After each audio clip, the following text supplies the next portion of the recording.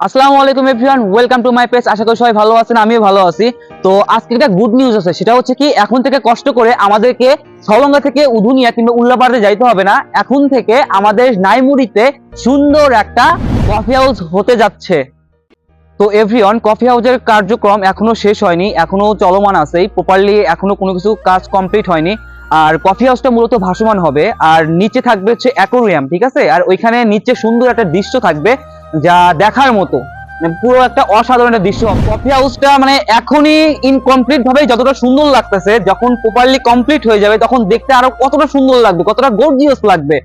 আশা করছি খুব তাড়াতাড়ি কফি হাউসটা চালু হয়ে যাবে। আর আপনারা দেখতেই পাচ্ছেন পিছনে কত সুন্দর করে ডিজাইন করা হয়েছে, কত সুন্দর করে সবকিছু ম্যানেজমেন্ট করা হয়েছে।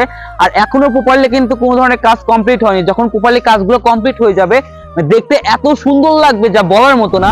আর আমি যখন বাসায় আসছিলাম তখন জাস্ট দেখছিলাম যে নিচে যে পিলার গুলো আছে ওইগুলো গাঁটতেছে, কিন্তু আমি এখন বাসায় আসছি, বাসায় আসার পর দেখি প্রায় অনেক কাজটাই কমপ্লিট হয়ে গেছে। আর রিসেন্টলি খুব তাড়াতাড়ি কফি হাউসটা উদ্বোধন হবে। আপনাদেরকে একটা জিনিস দেখানোর জন্য, মানে যেখানে অ্যাকোরিয়ামটা হবে ওই জিনিসটা দেখানোর জন্য আমি একটু নিচে আসছি।